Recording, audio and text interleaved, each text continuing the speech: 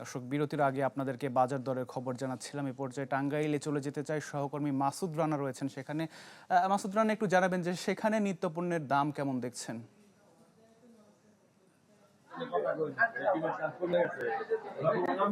আমি এই মুহূর্তে রয়েছি টাঙ্গাইলের যে সবচেয়ে খুচরো এবং পাইকারি যে বড় বাজারটি রয়েছে পার্ক বাজার এলাকায়। সকাল থেকে এখানকার যারা ক্রেতা রয়েছেন বিক্রেতা রয়েছেন তাদের সাথে কথা বলেছি। তারা আমাকে জানিয়েছেন যে এই নিত্য পণ্যের কিছু কিছু পণ্যদ্রব্যের দাম যে অপরিবর্তিত রয়েছে এবং কিছু কিছু পণ্যদ্রব্যর দাম উঠানামা করছে।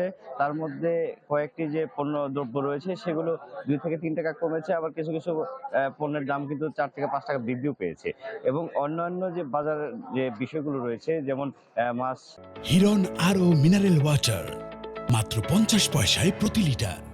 এবং মুরগির যে বাজার, গরুর মাংস, খাসির মাংস, এগুলো কিন্তু অপরিবর্তিত রয়েছে। এছাড়াও টাঙ্গাইলের যে এই পার্ক বাজার এলাকায় কিন্তু যে নিজস্ব কোনো খাদ্য গুডাউন বা গুদামজাত করার মতো তেমন কোনো ব্যবস্থা নেই, যে কারণে কিন্তু উত্তরাঞ্চল সহ বিভিন্ন জায়গা থেকে কিন্তু যে পণ্যদ্রব্যগুলো এখানে আসে সেই পণ্যদ্রব্যগুলো কিন্তু যারা পাইকারি খুচরো এবং বিক্রেতা আছেন এবং অন্যান্য যারা বিক্রেতা আছেন তারা কিন্তু এখান থেকে সংগ্রহ করে বিভিন্ন উপজেলা শহরের বিভিন্ন ছোট বড় বাজারগুলোতে তারা বিক্রি করেন।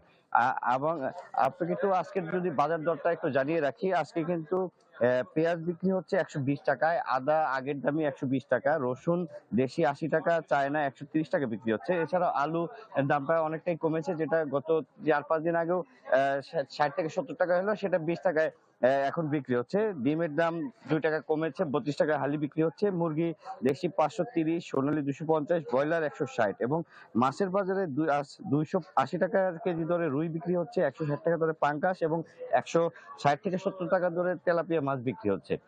এবং আমি এখানকার যারা বাজার কমিটি আছে এবং জেলা প্রশাসন এবং ভোক্তা অধিকার রয়েছে তাদের সাথে কথা বলেছি, তারা এই বাজার নিয়ন্ত্রণে নিয়মিত কাজ করে যাচ্ছেন বলে জানিয়েছেন। আতিক। জি মাসুদ, অনেক ধন্যবাদ যুক্ত হবার জন্য। দর্শক, টাঙ্গাইলের বাজার পরিস্থিতি জানছিলাম আমাদের সহকর্মীর কাছ থেকে।